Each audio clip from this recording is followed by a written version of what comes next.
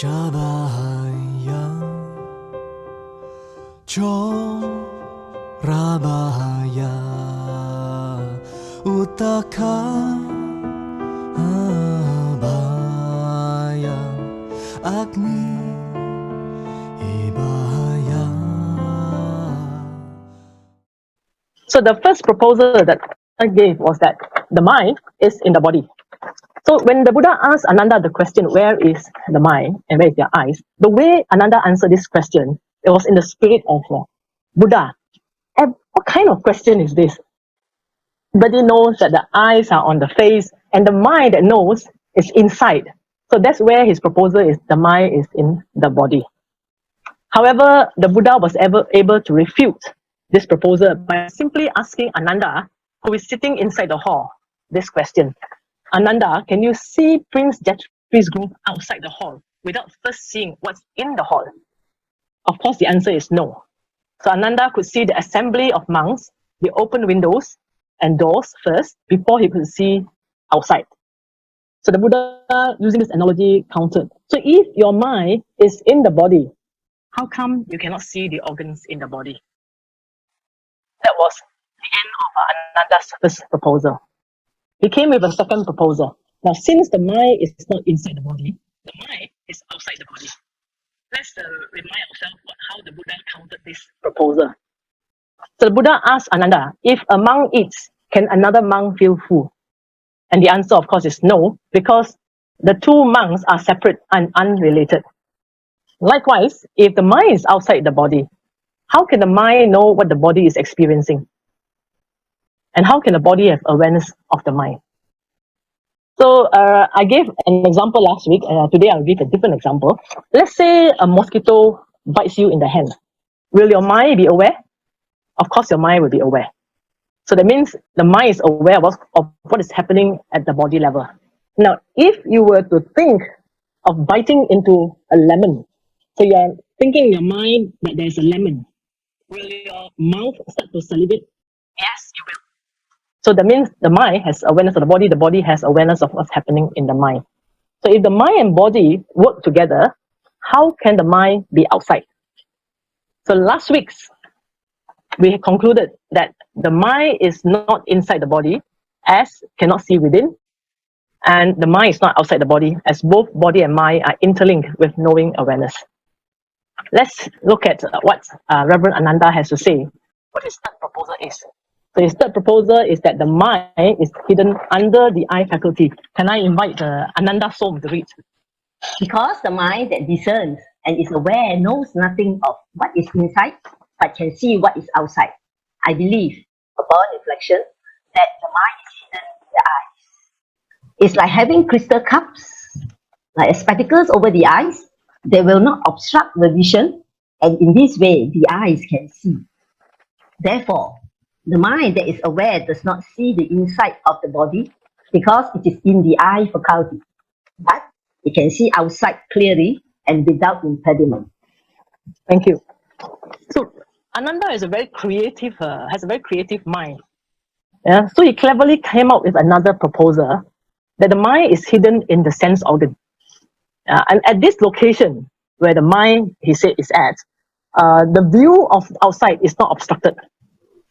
But neither can it see the inside. Because earlier on, the Buddha has said that it's impossible, since you cannot see the organs inside the body, so the mind cannot be in the body. So now he places the eye somewhere here, under the eye faculty, so that it can counter both of the Buddha's earlier refutation. So let's see what the Buddha has to say. So the Buddha said, let us assume the mind is hidden in the eyes as you assert in the instance of the crystals.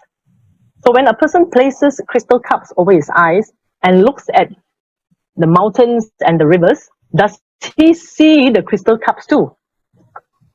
Ananda, what do you think? He does. Well honored one. He sees the crystal cups when he places them over his eyes. Yeah, thank you. So notice how the Buddha gently traps Ananda with this rationale. Now, all of us, those of us who wear glasses in this room, can you see your glasses before you even see what is in front of you? And I think we all know that, yes, yeah, we see our glasses first. So the Buddha said, if the mind is like someone's eyes with crystals placed over them, why don't you see your own eyes? So nobody in this room can see your own eyes, right? But if you could see your eyes, that means your eyes will actually be outside your body, which again means that you won't be able to see because your eyes and your eye need to be connected to the mind to be able to complete the process of seeing. So what the Buddha meant is that the actual proposer does not match the situation. If you cannot see your own eyes, if in the unlikely event that you can see your own eyes, that would mean the eyes are outside, which doesn't make sense, does it?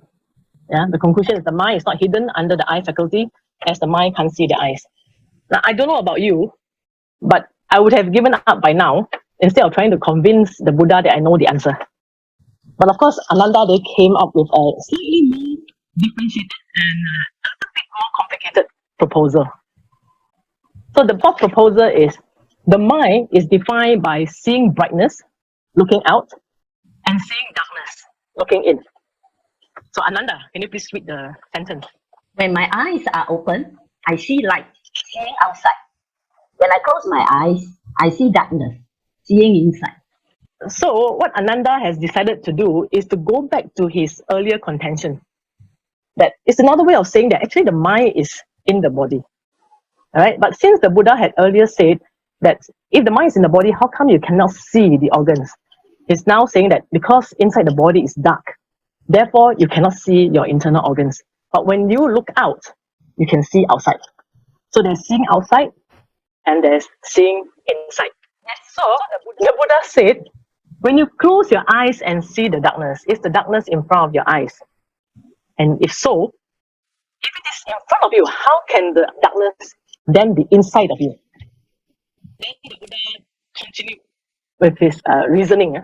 So the first thing is that if you close your eyes, you see the darkness is in front of you, then it is not looking inside. Then the Buddha said, let's say it's a room, and you are inside a pitch black room. You will only see darkness. Since Ananda, you imply that the inside is in darkness, would this mean the darkness of the room is that of the darkness inside your body? So if you're in a dark room and there is no sunlight, there's no moonlight, and there's no lamp, would this darkness be that of your body? I remember going to a dark cave, a black cave in Mulu National Park. It's so dark that I can't even see the 5 fingers in front of me. But definitely, I was very aware that I'm not seeing inside. The Buddha then continued. Let's say, Ananda, that it is true that when you close your eyes and see darkness, and that is inside of your body, then when you open your eyes and see light, how come you can't see your own face? We all know we cannot see our own face, right? Now, since you can't see your own face, there can be no seeing inside. Because if you could see your face, then your eyes and the mind that knows and understands will be suspended in the air. How then could they be part of your body? So if you look at this picture, when you open your eyes, you cannot see your own face because there's no see inside. But if you could see inside, that means your eyes are suspended in the air.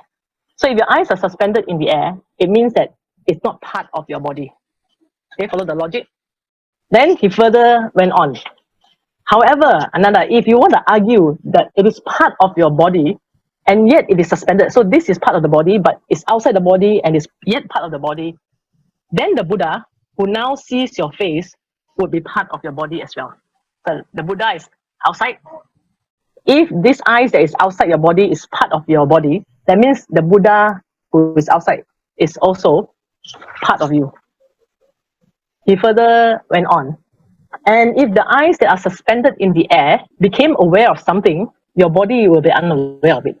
Because it is outside, yeah, it would be unaware.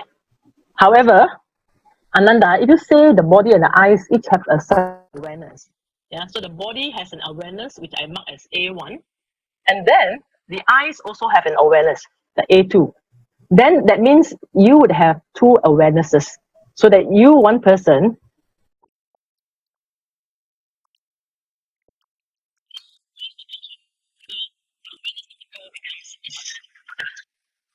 so with just one proposal, the mind is defined by seeing brightness looking out and seeing darkness looking in. The Buddha has given him 6 reasons why this cannot be so. Let me just show you a quick summary of what the Buddha said to Ananda to disprove this theory. So that's a table here. First, Ananda said that seeing darkness is looking in and seeing brightness looking out. The first one, Buddha asked him to close his eyes and whether the darkness is in front of him. Because it is in front, so that means it's not inside the body. Then he gives another case of going into a dark room. So when you see the darkness in the room, this doesn't mean the darkness is inside the body. And the third one was that when you see outside, your eyes cannot see the face. Therefore, it means there's no seeing inside. But in the event you can see your face, then it means the eyes and the mind are suspended outside the body and therefore not part of the body. But let's say, Ananda, you see that the eyes are suspended, but it's still part of the body. Then it means that the rest of the things that is outside, for example, the Buddha, is also part of your body.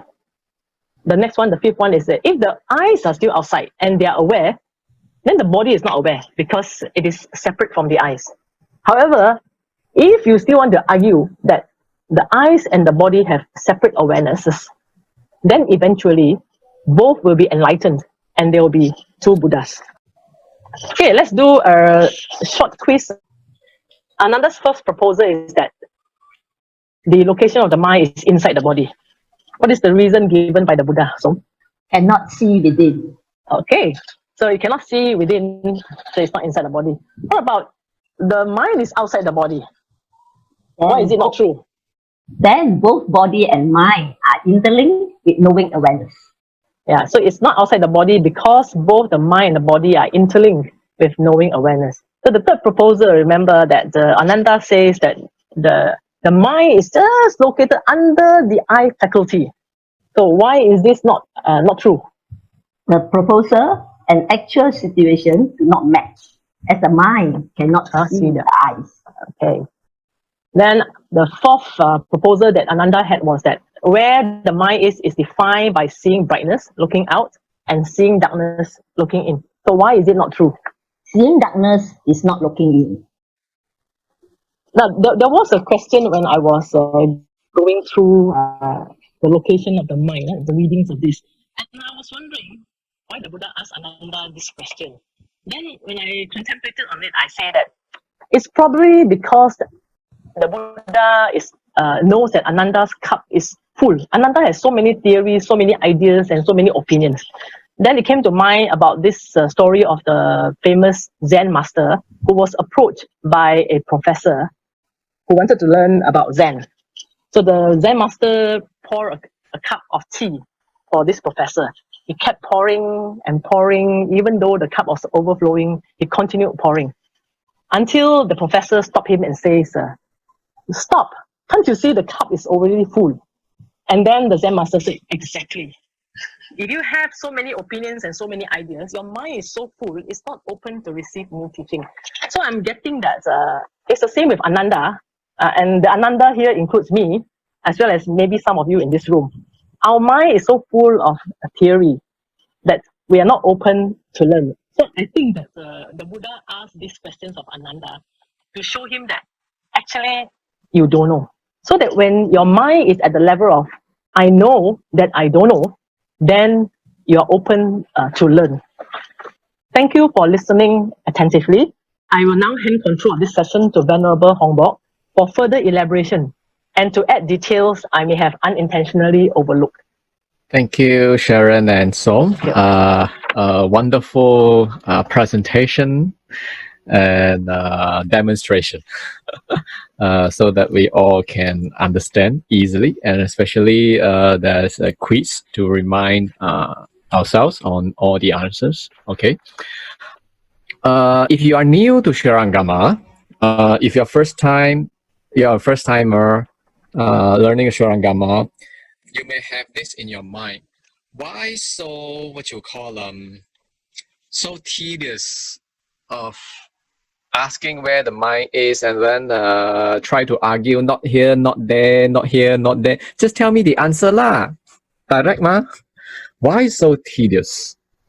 And Sufa has already reminded all of you that because our this logical mind would not be convinced unless we give up our logical thinking. So the Buddha purposely argued in that way, like not here, not inside, not outside. And if it is your eyes, then your eyes will be suspended in the air. And if the eye suspended in the air is still you, then the Buddha is also you. Then eventually there are two you, and then you become eventually become two Buddhas. And all this kind of logical analysis is to help us to let go the analytical mind. Because the analytical mind is actually a conditioned dharma, where all this logic analysis, perceived by the mind, are conditioned by certain things. I think like that. Then it should be like that. Even though Venerable Ananda has given 4 answers until now, all the answers are not the same. But you can see that the approach and the style he's giving is the same. What is the same pattern, not the same style? At first, he will give a hypothesis. My mind is inside the body, or my mind is outside the body. My mind is hidden under the eye faculty, or seeing darkness is seeing inside, right? And then later on, he gives his reasons. He gives his logic, reasoning. Why is it so? And then refuted by the Buddha, also through logic. And this kind of logical debate, the pattern is the same, regardless different answers. So later on, we have 3 more proposals, even though the answers are not the same, but the pattern is the same. First, the hypothesis is a product of the mind. It's a perception of the mind. I think like that, so it should be inside. Then I think of an answer. I think of some reasonings to support my hypothesis. Correct? And this pattern, this mechanism, works the same throughout. That's why the Buddha had to use back the same tactic, logical debate, to persuade us. Your logical thinking, your logical perception and analysis are not the true Dharma. It's still a conditioned Dharma. So you have to let go of that. At the end, you will see through this logical debate, we cannot use the logical mind to think of enlightenment. So the lesson here is, please pay attention. Enlightenment is not something that we can think of. So to repeat, enlightenment is not something that we can think about by logic. Okay, enlightenment should be like that. Nibbana should be like that. Okay, of course, there are a lot of shastras outside to describe all these things, but it is still conceptual. So even though you can understand the characteristics of enlightenment, how is enlightenment, something like that, but to you, it's still conceptual. And it's not by your own experience. So the lesson here is that enlightenment, you cannot just think like that, or I learned from the book like that, it says like that. Enlightenment should be like that. Nibbana should be like that. I learned from something else, somewhere else. No way. You cannot think of it. You have to practice. Okay? So this is the first message, first lesson. And the second message, Buddhism. Please pay attention. Buddhism is not something superstitious. It's not about blind faith. It's not like other religion. Just tell you it's like that. Don't ask and don't argue. This is blind faith religion. Okay? Buddhism is not a religion, because religion comes from Latin word religare, that the meaning is to unite with the source, something like that. But Buddhism is not like that. That's why Buddha gives you reasoning why it is not inside the body, why the mind is not inside the body, why the mind is not outside the body, and so forth. And Buddha gives us reasoning. So this shows that Buddhism is a logical and rational teaching. is not a dogma. Please pay attention. Buddhism is not a dogma, and Buddhism is not a blind faith, and it's not superstitious. Everything must come with reasoning, logics, and that's why Buddhism is what you call a teaching of wisdoms. A teaching of wisdoms. Yeah, these are the messages of the sutra until this line. Okay, 6 faculties, 6 defining objects, and 6 consciousnesses. And what are all these things? We repeat, these are all the phenomena of the universe. 6 faculties we call the senses, okay? The sense of seeing, which is the eye, we call an eye faculty. The sense of hearing, ear faculty, nose, tongue, body, and mind. And then 6 defining objects. First one is form, sound, smell, taste, touch, and mind. Means that the eye can only come into contact with form object, ear come into contact with sound object, and so forth. They have their own territory. And then 6 consciousnesses, eye consciousness until mind consciousness. So these 6 faculties by 6 different objects, we call 12 sides or 12 eye panas. And then 18 dhatus for these 3. Why is it important we need to know all these things? Because the way we understand the environment is very ambiguous. And even though we don't know ourselves, our senses, how do they work to each other and what are the relationships? So as a result, when we have some problems, we have some feelings and so forth, you don't know it comes from where. For instance, if someone asks you now, if you have a very bad feeling is where? Which one is your feeling here? You may not have an idea, right? So if you don't know where the feeling is, then you can't control or conquer your feeling. So the reason why we have to learn all this, because we want to know where are the culprits. So when we cultivate, during the cultivation, you know how to subdue them. And this is the world that we are perceiving. Okay. For example, what is this? This is a lotus flower, correct? And it is actually a form object. So we use the eye faculty to see the form object. And as a result, this image of what you call flower, the signal of flower, will be input through the eye consciousness and into our mind consciousness to perceive things. Okay, this is the mechanism of how we come into contact. That's why Buddhism is not a religion. It doesn't have a creator of this, either. So what is going on? The Buddha explained in a way, whatever we experience daily is actually this kind of reaction, this kind of mechanism, because our eye have sense of seeing. That's why we can see the form object, and as a result, we will have the eye consciousness, and then we perceive with our mind consciousness. So why are we explaining all this? Because we don't have a creator of all of this, and it's all by conditions. All these are by conditions, okay, as a result of conditions. So 6 faculties are eye, ear, nose, tongue, body, mind. 6 defining objects are form, sound, smell, taste, touch, mind. So when the eye comes into contact with form object, it will give you eye consciousness. When ear comes into contact with sound object, it will give you ear consciousness. When nose comes into contact with smell, it will give you nose consciousness, so forth. Tongue consciousness, body consciousness, and mind consciousness. So whatever we experience daily, all this ice cream, lemon, cactus, and music, our TV, Facebook, smartphone, there is no creator and there's non-self here.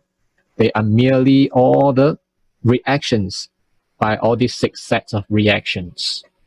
This is what we want to talk about. And this is called the 18 dhatus. We will think we are what you call living in this real world. And actually the Buddha said, these 18 dhatus, or the 12 sides, they are illusory. They are like a dream. It's not true. How? If you follow the awakening gateway, then you will know the reasoning, okay, and the logic behind it. Next, let's learn what is 8 consciousnesses. in Buddhism, in the Yoga Achara school, we talk about 8 consciousnesses. There are 8 kinds of consciousnesses. First 5 consciousnesses: eye, ear, nose, tongue, and touch consciousnesses. Okay, so each faculty has its own consciousness. As we have already seen here, you see eye, we have eye consciousness, ear consciousness, until body, we have body consciousness. So first 5 means the eye consciousness, ear consciousness, nose consciousness, tongue, and touch, or body consciousness. And then 6 consciousness, what is that? Integrates the sensory input from the 5 senses into coherent images and make judgment about the physical world. Okay, so the 6th one is called the mind, also called the mind consciousness. The function of the mind consciousness is to integrate, okay, all these sensory inputs from what you see, what you hear, what you smell, taste, and touch, and then convert all these signals, okay, all these signals into coherent images in your mind, in your brain actually, so that you can make judgment, you can distinguish, you can differentiate them, you can analyze. All these are the keywords: analyze, perceive, differentiate about the physical world. And then the 6th one, 7th. The 7th consciousness, or the manas vijnana, self-attachment, self-love, self-delusion or ignorance, view of self, self-superiority. So the 7th consciousness is also called manas vijnana. It's actually all the concept of self. Okay, here, I like it, I hate it, I don't like it, I love it. You see something with your eye consciousness, for example, a rose, okay? And then this image of sensory input, the signal of rose will be inputted to your brain as a coherent image. And then your 7th consciousness, the function is whether you will come into I love it, I like this rose, or I hate this rose. So if it has come to judgment, means that your mind has already developed until the 7th level of consciousness. The manas vijnana has functioned. Okay? Self-delusion. Delusion means now it's very hot, so I go and switch on my aircon. Who instruct you to switch on the aircon? Who, Sharon? Yeah, me lah. That me lah. What is that me? That me is it's called self-delusion. No? Why you switch on the aircon? Because it's very hot. You may answer like that. If Sifu further question you, why when it is hot you want to switch on the aircon? Don't know. Don't know why. Don't know why. Want to be cool. Then why when you want to be cool you switch on the aircon? No fan. No fan. If we really ask, you cannot get the answer. Yeah. You cannot get the first answer, the first cause. That's why Buddhism never talk about the first cause, because you can never get the answer. And this is called delusion. Delusion means don't know. Don't know why. Ignorant. For example, when you're hungry, what do you do? Eat. Why? So that I'm not hungry. Why do you want to be not hungry? To survive, I guess. Hungry can die of hunger. Why do you want to survive? Also don't know lor. You see, the whole answer is because we have self. We have self. I don't want to die. Why do you want to eat? Because I want to full. Why do you don't want to be hungry? Because I want to survive, right? All your answers are actually centering the concept of self. The concept of Atma, the concept of self. This is called your 7th consciousness has functioned. And this 7th consciousness, the manas vijnana, in modern context, is actually the OS of samsara. Please pay attention. It is the operating system of samsara. So if you want to get out of samsara, you want to attain your arahatship to nibbana, you have to shut this down. That's why Buddhism talks about anatta. In Pali, anatta, Sanskrit we call anatma. non-self. Self. And we ordinary beings, not only human beings, animals like dogs, cats, they hungry ghosts, hell beings, devas, nagas, they also have this. That's why we are bound to the cycle of rebirth. Oh. Depends on your karma. If your karma is good, you may be born as a deva.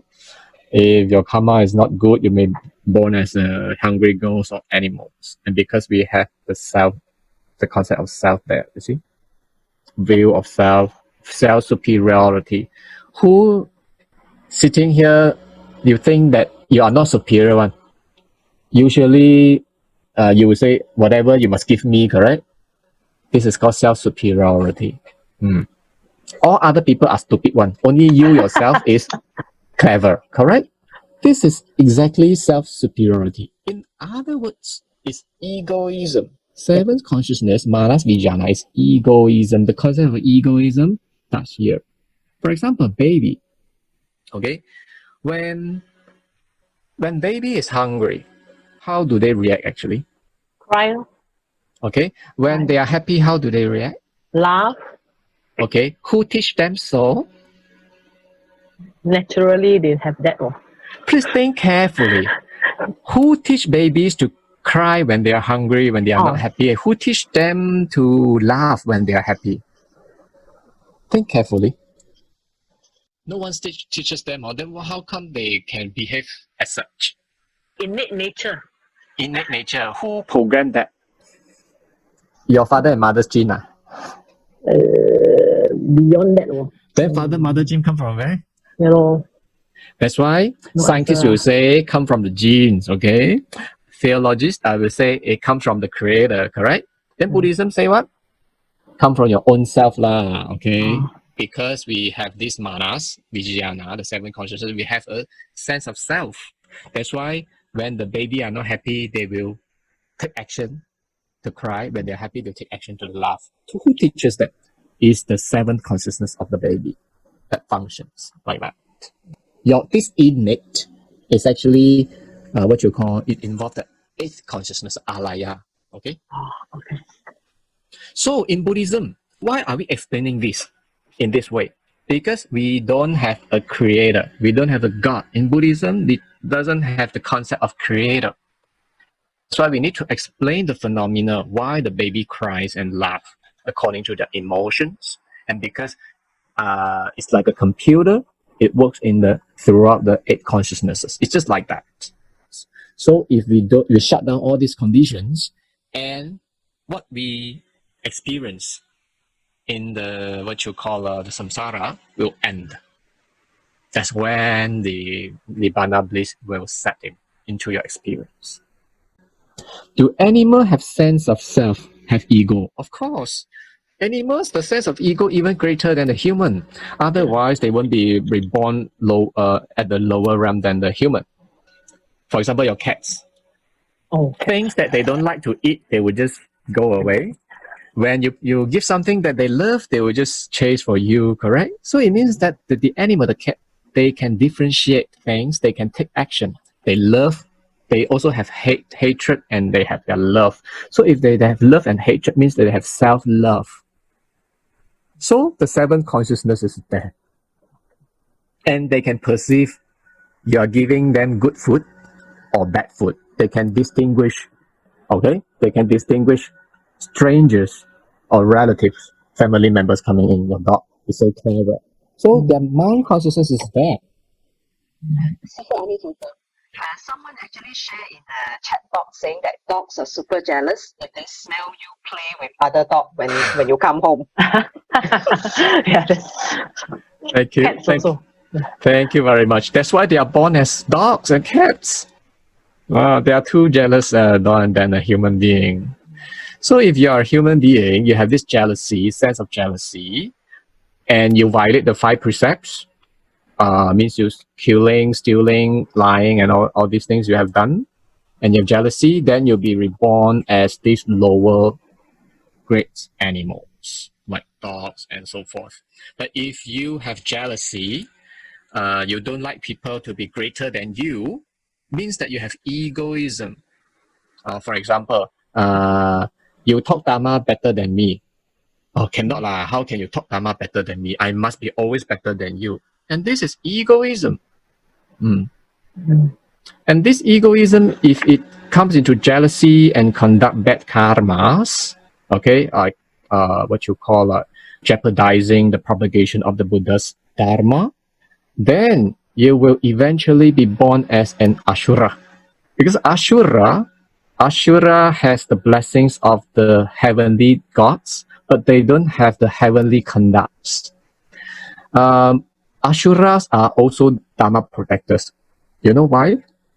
Because they are like you all here in the Buddha Dharma. You do a lot of danas, offerings. You do voluntary services to the Dharma and to all the Mahasanghas. But if you have jealousy, and as a combination of your merits and your jealousy, you will eventually become an Ashura in your next life. Just now we talked about the dogs. The dogs is even jealous than the human, but the dogs, unfortunately, they don't conduct any meritorious works in their previous life. And also they violate the 5 precepts. And as a result of this combination of bad karmas plus the mind of jealousy, they are reborn as this kind of lower realm beings. Ashura is good plus bad. Deva, 100% good. Okay. So you want to, that's why in the what you call in the Bodhisattva precept is very important. If someone is better than you and you don't rejoice as sadhu, you don't say sadhu, then you violate the Bodhisattva precept. For example, today Sharon talks so good, deliver so good, you never say sadhu. You don't praise people when people is better than you, then you violate Bodhisattva precept. Because you're jealous, ma. You have some egoism, ma. Otherwise. So this is to subdue our self-jealousy, to subdue our egoism. The precept is to help us to overcome all these problems. Okay, so just now we asked why baby cries and laughs according to their emotions. And Sharon answered, because this is innate. Why innate? Okay, the concept of innate actually comes from the 8th consciousness, the storeroom, the heartbeats. Okay, or we call it alaya vijnana. Okay, please read. Alaya Vijnana, the fundamental storehouse consciousness, which stores all impressions of previous experiences that form the karmic seeds of future karmas in this life and in the next life after rebirth. So why baby cries and laughs without people teaching them to do so? And the answer is innate. And other religions say it's programmed by the creator, programmed by the God, or it's a gifted ones. In Buddhism, no. It's because of your own self. In your previous life, you have planted all these karmic seeds in your alaya consciousness. Okay? And these seeds will eventually bring into this very lifetime and to the next life as well. It's like a files that you have saved inside your heart disk, and you won't forget about that. So even though the baby, nobody teaches him to cry and laugh, it just automatically, because it had the habits of crying, habits of laughing according to the emotions in the previous life. So in this life also, they're automatically like that, because this file can trigger the opening of this file. So for you, we'll use a modern context to explain these 8 consciousnesses. These 8 consciousnesses are like a PC, a computer. The first 5 consciousnesses are our keyboard, inputting all the signals. Form signals will come in through our eye faculty as eye consciousness, and later on transfer and pass to the 6th consciousness. Sound, signals of sounds will be input through our ear faculty as ear consciousness signal and pass to the 6th consciousness. Signals of smell through nose as nose consciousness pass to 6th consciousness. Signals of taste will through our tongue to consciousness, and signals of touch will come into our body, become body consciousness, and pass to the 6th consciousness. So these first five consciousnesses are like our keyboard, how we input our A, B, C, our type the words into our Word file and Excel or PowerPoint files. Or like the camera, our camera to capture the image, to capture the video, the activities of the people as video signals, as audio signals, as olfactory signals, and so forth. So sentient beings, most of them having all these kind of senses. Okay, dogs also have, cats also have. But for example, jellyfish doesn't have eye consciousness. Okay, some of the sentient beings they would miss some. Okay, but human usually we have all these five. Okay, and six consciousness are like what? Six consciousness are like our software, our apps like Waze, Excel, Word, PowerPoint, what else? WeChat, so that it can differentiate all this software. And seven consciousness is like the OS of the computer, the operating of your computer. For example, your Microsoft in our handphones, it will be Androids and all these things. Without the OS, you cannot power on your computer, you cannot on your smartphone. So this is the OS of your computer. Seven consciousness is the operating system. And eight consciousness is like the hard disk of the computer, or your pen drive, your server, your SD card, all these things that store data, that store files on your cloud.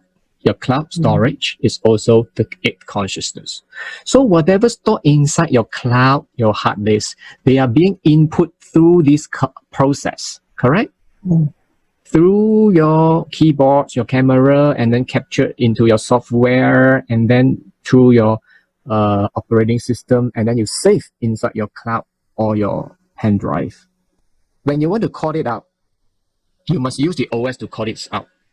You want to record some file, for example, yesterday you have done a Word file, and then you save inside your computer.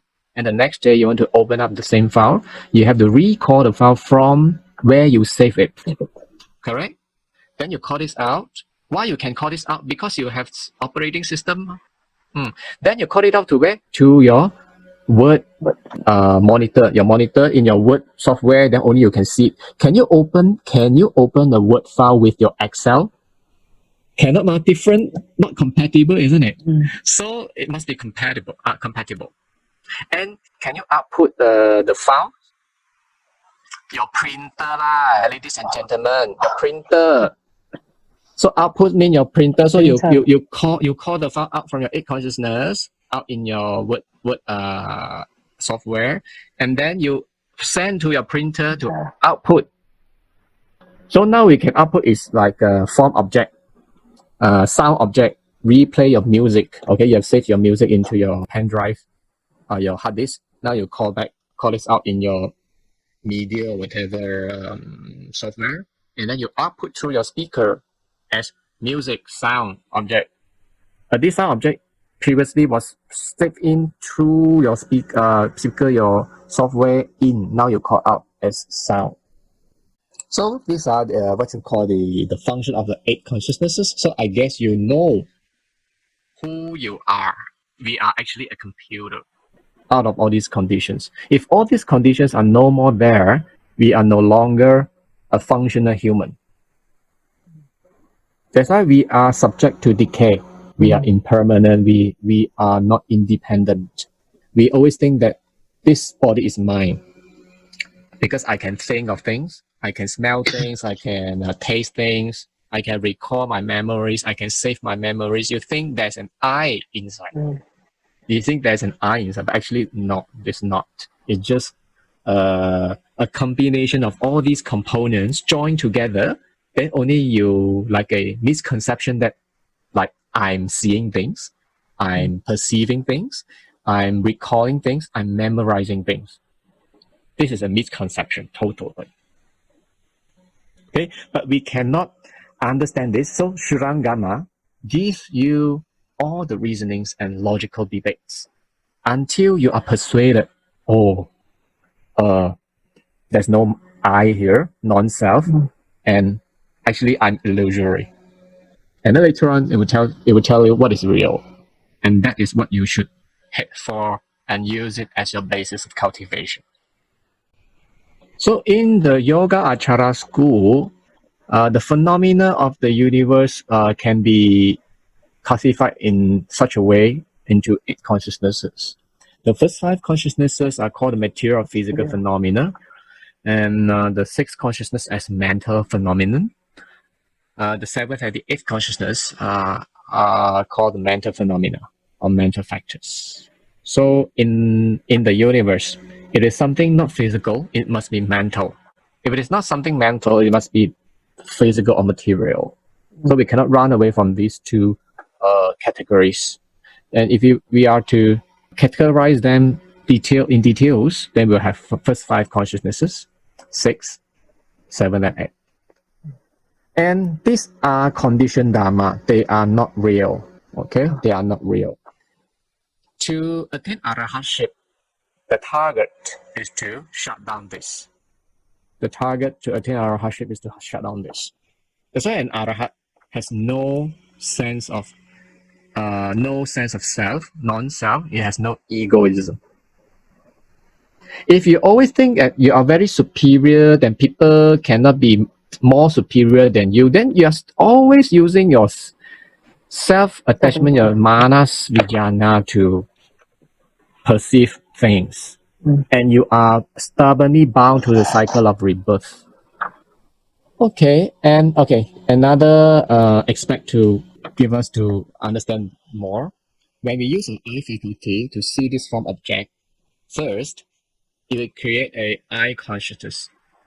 And if it has come to this, what is this? This is a lotus, not a bird. Okay, so if in your mind you have this sound, this voice in your mind, oh, I'm seeing a lotus and it is not a bird. I know this is a lotus and not a bird. In your brain, you can have this idea. Means that this I consciousness has passed through the signal of the flower through your brain. Now image in your brain as an image like that. Then you have come to the mind consciousness. So we repeat. When your eye sees something outside, it catches your attention. Your mind is conscious about something is in front of your eye, but you are not sure what is it. At that very moment, it is called eye consciousness. Okay, it just signals. It just signal of this flower. But when you can perceive this is a lotus, is not a bird, then it's come to your mind consciousness. Second level of consciousness, from the first one to the 6th. Okay, and then further on. The color of this lotus is so ugly. I don't like it. Who would buy flower of this type of color? Then this has become what consciousness now? 7 consciousness. Yes, there is a self-judgment inside here. The color of the flower is ugly. This is very subjective. Correct? To you, it may be ugly, it may look ugly, but to some other, like maybe this pink color works well with me, I like it so much. So the judgment of ugly or beautiful is actually subjective. Why subjective? Because it follows your experience. Whether yourself is habitually familiarized with it or not. And whether the input, these signals, is to your pleasure or not. It is to your pleasure, your judgment will be good. It's to your bad pleasure, it's not to your pleasure, you will judge it ugly. So if you judge people good or bad, it means it's very subjective things. Because the same person, to A, it may be good, to B may be bad. So good or bad is subjective, and the answers belongs to your own experience. Why the experience come from there? Come from here. For example, I use Sharon as an example. Whenever Sharon sees pink color, bad luck will come to her. Okay? Her experience always said there's kind of experience inside the alaya. Okay? So, now she sees a pink color lotus. So, and this one trigger her bad experience. Whenever she sees pink, bad luck will come. Bad things will happen. So, to her, or ugly lor. Don't like it, don't like it. You have judgment, man. Don't like it, right? Don't like it. And who would buy this flower of this type? Lagi more judgment. Lagi more judgment. More judgments. Okay. Another example. For Som, whenever she sees pink color, good luck will come. For sure, kena strike a toto. Wow. So she always save this kind of good files inside the alaya. So now she sees a pink color flower. So to her, this thing actually will make a judgment to her experience. Oh, all the pink are attributed to good luck experiences. So this is a good, beautiful color. I love it so much. So we'll say like that. And please buy lah. So good, lucky flower. Why not buying? Yeah. She would not make action to ask people to buy it. You see, this is, you see how we function from the first 5, 6, 7 to 8. First 5, 6, 7, 8. Do you know, have a better idea how you work, how your mind works together with your senses? And who is the culprit of samsara? 7. Yeah, the one who make judgment, ugly or beautiful. The ones who make judgment, either like it or hate it, and ask other people to take actions, correct? Don't buy lah, correct? The features of these 7 consciousness are very stubborn. That means that you have a very low chance to get out of samsara. Jalan. Understand? Child